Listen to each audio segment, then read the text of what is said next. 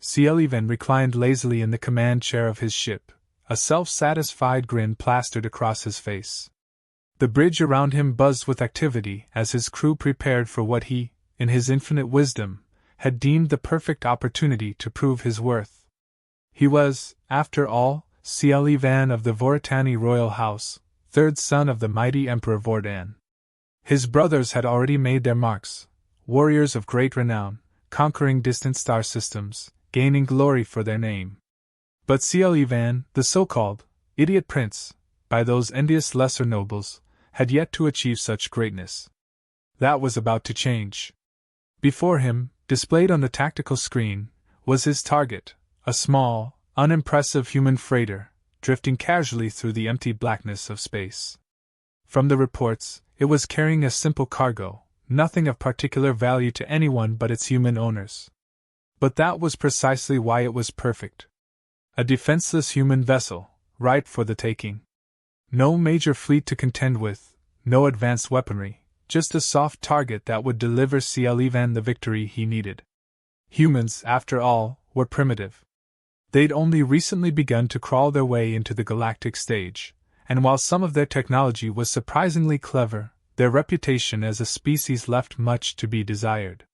His own people, the Voritani, considered them barely worth their attention. Uncivilized, impulsive, reckless, Cielivan muttered, echoing the sentiments of his father. A chuckle escaped his lips. He would bring this pitiful species to heel, and his family would finally see that he was not the fool they thought him to be. Prince Cielivan. A voice interrupted his musings. It was Grux, his second in command, a grizzled veteran of numerous campaigns and one of the few on the ship who dared to challenge him. Are you certain this is wise? Cielivan waved a hand dismissively. Wise? Of course, it is wise. It is brilliant. A swift victory over these humans will earn me the respect I deserve. Grux's brow furrowed, his ridged face betraying his concern. I've heard stories, my prince. The humans are not to be underestimated. There are tales from the Outer Rim colonies. Fleets that engaged human ships and were defeated because they were careless or unlucky. Cielivan interrupted sharply. Are you suggesting I will be defeated by these apes? Grux shifted uncomfortably but held his ground. I suggest only caution, my prince. We know little of this ship's capabilities, and there are reports. Enough! Cielivan snapped, standing up from his chair, his face flushed with irritation. I will not have my crew cowed by rumors and ghost stories. This is my command, and I say we proceed. The humans are nothing but a nuisance, a minor species barely capable of interstellar travel. What could they possibly do against us? The crew, overhearing the exchange, shifted uneasily but said nothing. They had seen Cielivan's temper before, and none were eager to provoke him further. Grux, though loyal, remained wary, casting one last concerned glance at the tactical display before turning back to his station. Cielivan resumed his seat, smoothing the front of his regal uniform. His confidence was unshaken. He had heard the tales too, stories of human ships taking down larger, more advanced vessels. But they were anomalies, exceptions to the rule. He would not fall to the same fate. No, this was his chance to shine. His older brothers would no longer look down on him as a reckless child. His father would no longer consider him an embarrassment to the family name. Cielivan the fool would become Cielivan the conqueror. As the ship's systems whirred in preparation for the attack, Cielivan allowed his thoughts to drift. He imagined the moment of victory, the human vessel shattered, its crew cowering in fear as his forces boarded the wreckage, and Cielivan himself standing triumphant amidst the debris. The galaxy would know his name, and his detractors would be silenced once and for all. Prepare the weapons, he commanded, his voice dripping with anticipation. And bring us within firing range. Let's show these humans what it means to face the might of the Voritani. A nervous murmur passed through the bridge. Even the most battle-hardened among the crew were uneasy. Cielivan either didn't notice or didn't care. His mind was singularly focused on the task at hand. Target acquired, the weapons officer called out. The tension in the room spiked. CL Van leaned forward, eyes gleaming with excitement. Fire! The ship's cannons unleashed a barrage of energy toward the human freighter. The beams lanced through space, streaking toward their target. CL Van watched, waiting for the satisfying explosion that would mark his victory. But instead, the human vessel shifted, almost imperceptibly, its movements so subtle that CL Van barely registered what was happening. Missed? He muttered, disbelief creeping into his voice. How? Prince CL Van, the human ship, it's evading our fire, Grux said, his voice steady but tinged with surprise. CL Van's brow furrowed. Impossible. No human ship should be able to outmaneuver our targeting systems. Fire again! The crew obeyed, launching another salvo toward the seemingly defenseless human freighter. But once again, the shots missed, as though the ship were dancing between the energy blasts with effortless grace. They're dodging us, the weapons officer muttered in disbelief. CL Van slammed his fist down on the armrest of his chair. Increase power! Overwhelm their defenses. Grux's expression was grim as he approached the prince. My prince, perhaps we should reconsider. This vessel may not be as defenseless as we thought. Nonsense! CL Van snapped. It's a human freighter. What could they possibly have that we can't overpower? Continue the assault! But as the alien ship continued its barrage, the human vessel responded, this time with a volley of its own. Energy beams, smaller and seemingly less potent than those of CL Van's ship, but precisely aimed, struck the Voritani vessel with pinpoint accuracy. The ship rocked violently, alarms blaring across the bridge. CL Van's eyes widened in shock. What is this? Grux, his voice steady despite the chaos, said quietly. It seems, my prince, that we have underestimated the humans. CL Van's mind raced. This was not how it was supposed to go. He was supposed to win easily, to crush the humans beneath the heel of his superior technology and tactical brilliance. Yet here they were, turning the tide with a ship that should have been nothing more than a speck of dust compared to his own mighty warship. Retreat? Grux suggested, though his tone made it clear he did not expect CL Van to agree. Never! CL Van snarled, his pride still blinding him to the reality of the situation. We will defeat them! But deep down, a seed of doubt had begun to take root. Maybe the humans were not as weak as he had thought. CL Van's ship surged forward, now fully engaged in the assault on the human vessel. The hum of the engines filled the bridge, but the usual confidence CL Van had in his crew was beginning to falter. His orders were followed without hesitation, yet the human freighter continued to elude them, moving with a precision that was uncanny for a ship of its size and build. The initial volley of weapons fire had missed entirely, and CL Van was growing increasingly impatient. He barked another command, ordering the tactical team to recalibrate their targeting systems. It should have been an easy task. The human ship should have been obliterated by now. Yet it remained intact, evading every carefully calculated attack as though it anticipated each shot before it came. What's the status of their shields? CL Van demanded, his voice betraying a hint of frustration. Minimal, my prince, the tactical officer replied, sweat beading on his forehead. Their shields are low-grade by our standards, but their maneuvers are. I don't care about their maneuvers. CL Van cut him off, his temper flaring. We are a Voritani warship. Destroy them, or I'll find someone who can. The crew scrambled to adjust, and another volley of fire was launched. This time, the blasts came closer to their target, but the human ship seemed to shift its position at the last moment, avoiding direct hits. CL Van's jaw tightened as he watched the display. How could this be happening? He had superior firepower, superior technology, superior everything. And yet, the humans were still in the fight. Grux, standing at his station, kept his gaze fixed on the tactical display. His expression remained stoic, but CL Van could sense the unspoken concern behind it. My prince, Grux began, choosing his words carefully. There may be something we're overlooking. Humans are known for unconventional tactics. Perhaps this is not a simple freighter. CL scoffed. It's a freighter, Grux. Their kind doesn't have the technology to outmatch us. They're just lucky. Grux's hesitation lingered, but he refrained from pressing the issue. Still, something about the situation nagged at him.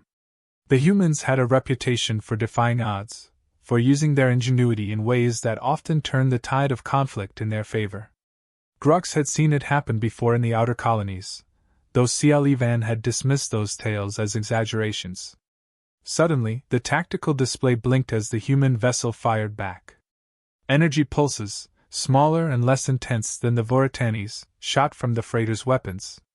The shots were not random. They were precise, aimed directly at weak points in the Voritani ship's armor. CL ship shook with the impact, though the damage was minimal. Alarms blared as reports of minor structural damage filtered in. Shields holding, but we've taken hits on the lower aft quadrant, one of the crew called out. CL gritted his teeth. The fact that the human vessel had managed to land any hits at all was infuriating. He slammed his fist against the arm of his chair. Increase power to forward shields and return fire with everything we've got. I want that ship in pieces. The crew responded instantly, launching another round of aggressive fire. This time, the human vessel didn't dodge as easily, and several blasts struck it head-on. CL expression brightened as he saw sparks flare across the enemy's hull. For a brief moment, it seemed as though the battle was turning in his favor. But then something unexpected happened. The human ship, instead of retreating or falling apart, adjusted its course and fired again, this time targeting the Voritani warship's communications array. The impact sent a shudder through the bridge, and CL command console flickered. Communications are down, one of the officers shouted, his voice tinged with panic. Impossible! CL snapped. How could they know to hit our comms? Grux turned to CL his face as calm as ever despite the growing chaos. Humans are known for studying their enemies, my prince. It's likely they've observed our tactics, learned our vulnerabilities. CL fists clenched in frustration. They're nothing but savages. They're proving otherwise, Grux replied, his tone respectful but firm. We must adapt, or they'll continue exploiting our weaknesses. CL was too angry to admit it, but deep down, he knew Grux was right. The human ship was not behaving like a helpless freighter. It was strategic, deliberate in its attacks. This was no accident. There was something more going on here, and CL impatience was costing him. Fine, he growled, barely able to contain his fury. Pull back and regroup. I want full scans of that ship. I want to know exactly what we're dealing with. The crew worked quickly to pull the Voritani ship out of direct range of the human vessel. Sensors began sweeping over the target, searching for hidden systems or weapons that might explain how the freighter was holding its own. As the scans came in, CL eyes narrowed in disbelief. This can't be right, he muttered, staring at the data. The ship's profile was that of a standard human freighter, nothing special. But its systems had been heavily modified. Reinforced armor plating, advanced energy weaponry, and a cloak signal disruptor, which had scrambled the Voritani targeting systems in the early part of the battle. They've turned a simple cargo ship into a war machine, Grux said, leaning over to examine the scans. It's no wonder they've been able to evade us. CL seethed. He had underestimated the humans at every turn, and now they were making him look like a fool. His ship, a powerful warship of the Voritani fleet, was being outmaneuvered by a human freighter disguised as a civilian transport. It was a humiliation he could not bear. We're not retreating, CL declared, his voice low and dangerous. I don't care what they've done to that ship. We are going to destroy it. My prince, perhaps it would be wise to. Enough, Grux, CL snapped. We attack with everything we have. Full power to weapons. No more holding back. Grux hesitated, but he knew better than to argue further. CL pride was too deeply wounded to listen to reason. The Voritani ship's weapons systems roared to life, and the crew prepared for one final, all-out assault. The human vessel, as if sensing the impending attack, moved swiftly, its engines flaring as it accelerated away. CLE grinned in satisfaction, thinking the humans were finally showing fear. They're running. We've got them now. But as the Voritani ship pursued, the human vessel executed a sudden, sharp turn, bringing itself directly into the blind spot of CLE's ship. Before anyone could react, the freighter unleashed a concentrated burst of energy directly at the Voritani warship's engines. The ship lurched violently, systems flickering as the energy overload shorted critical functions. Alarms blared, and crew members scrambled to stabilize the ship, but the damage had been done. CLE's warship was dead in the water, crippled by a well-placed strike that had disabled its primary thrusters. CLE stared at the tactical display, unable to process what had just happened. His mighty ship, his ticket to glory, was at the mercy of the very humans he had sought to crush. CLE stood frozen, staring at the display as the chaos unfolded around him. His warship, once the pride of the Voritani fleet, was now drifting, engines disabled, and the human vessel remained just out of range, like a predator toying with its prey. The shock of the moment hung heavily in the air, and for the first time in his short, impulsive life, CLE felt something close to fear. His pride, however, would not let that emotion fully surface. He gripped the armrests of his command chair, knuckles white, refusing to acknowledge the severity of the situation. This couldn't be happening. It wasn't possible. How had a human freighter, a mere speck in the vastness of space, outmaneuvered and crippled his ship? He turned to Grux, his mind racing for a solution. We need to repair the engines. Get the systems back online and prepare for a counterattack. Grux looked back at him, his expression calm but with a deep sense of urgency behind his eyes. My prince, the engines are critically damaged. Our power is fluctuating, and we've lost control of key systems. We need to regroup and find a way to stabilize the ship before we can do anything. Stabilize? CLE's voice was sharp, incredulous. We're not going to just sit here and let them finish us off.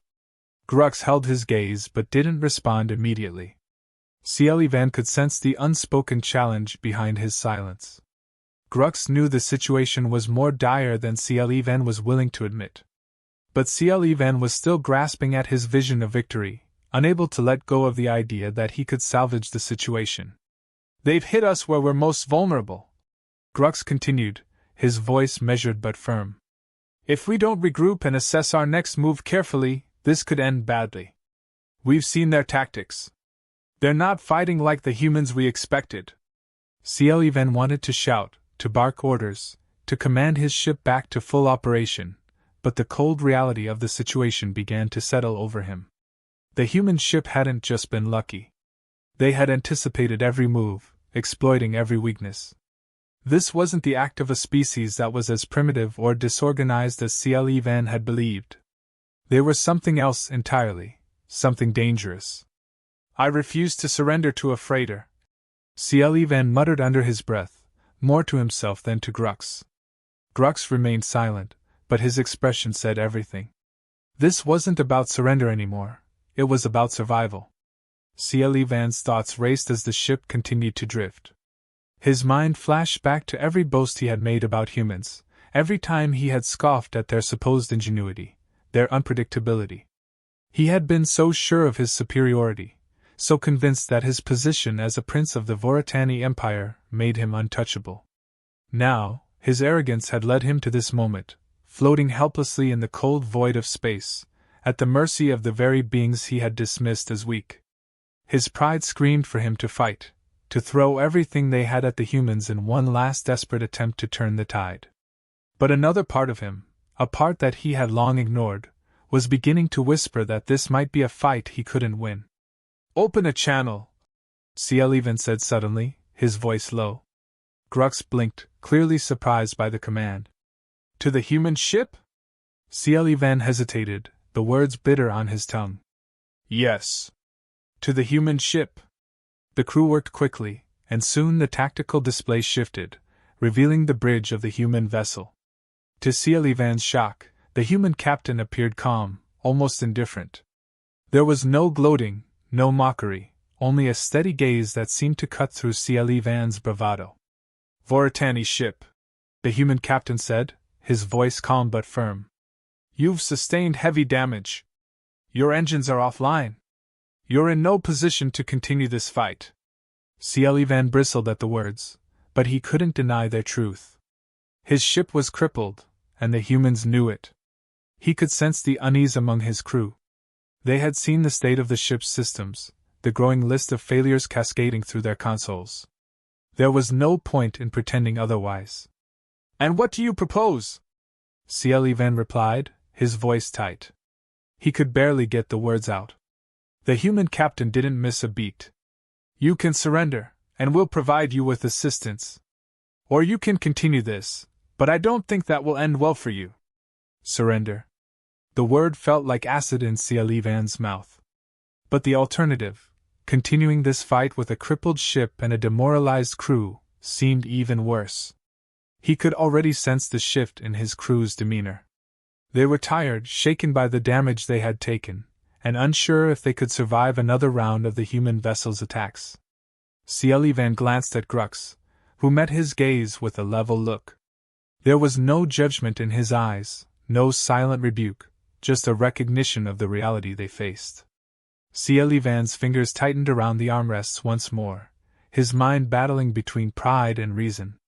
This was supposed to be his moment. His triumph.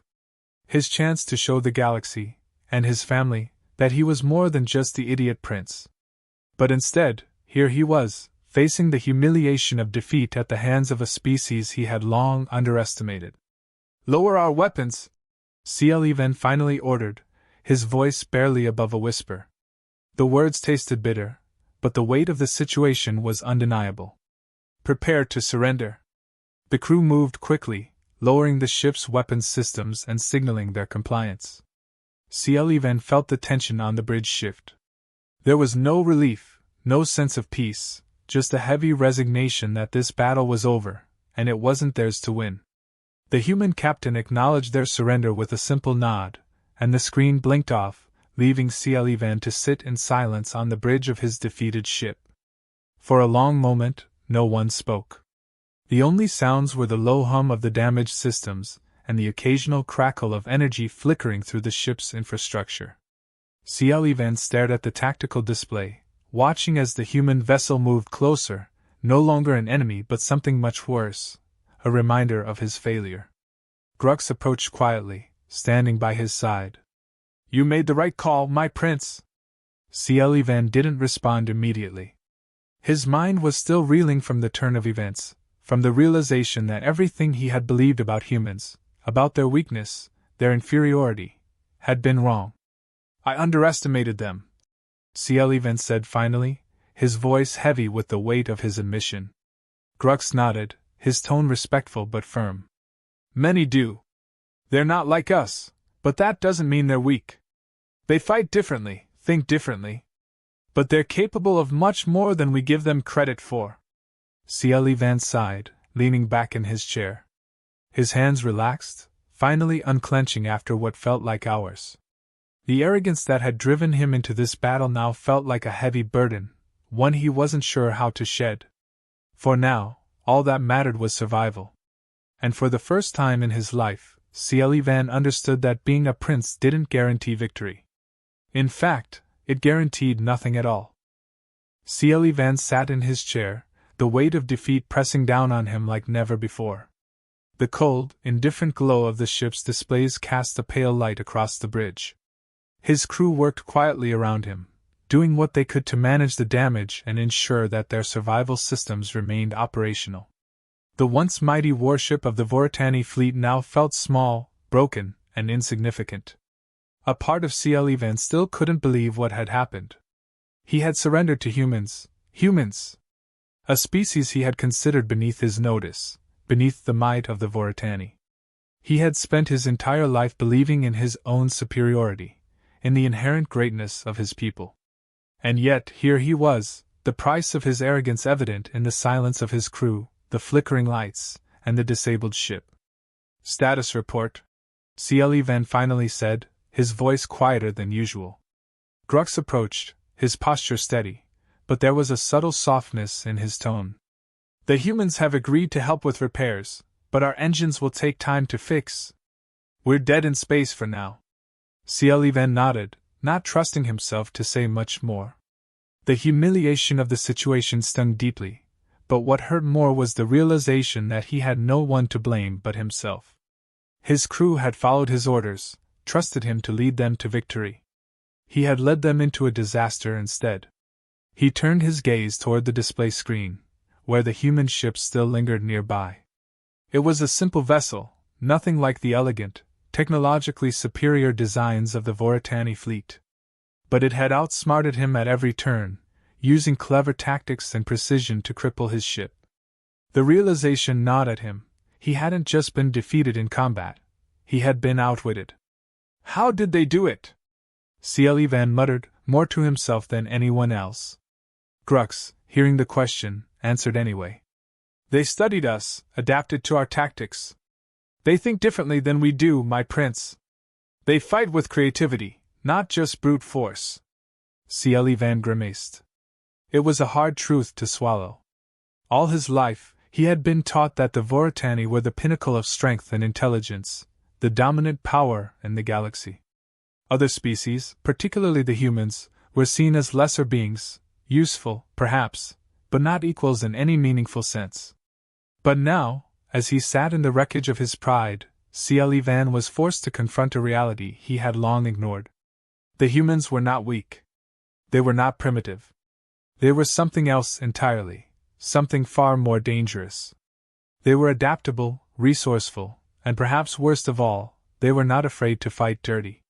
The human captain's voice echoed in his mind, "You can surrender, or you can continue this, but I don't think that will end well for you." It had been a cold, calculated statement, not delivered with arrogance or malice, but with the calm assurance of someone who knew exactly how the fight would end. The humans hadn't just been fighting for survival. They had been fighting to win, and they had done so decisively. Van leaned back in his chair, staring up at the ceiling. His mind was racing with thoughts he hadn't allowed himself to consider before. Perhaps the humans weren't the anomaly. Perhaps it was the Voritani who had become complacent, relying too much on their perceived superiority, and not enough on the reality of the galaxy around them. "I was wrong," Van said quietly, almost to himself. Grux, standing by his side, gave him a questioning look. "About the humans," Van continued, his voice steadier now. "I thought they were beneath us. I thought they were weak. But they're not. There's something else. Something we didn't expect." Grux nodded slowly, his respect for Van growing in that moment. It wasn't easy for a prince of the Voritani to admit such a thing, especially after the kind of defeat they had suffered. "They've earned their place in the galaxy," Grux said. "And we would be wise to learn from them."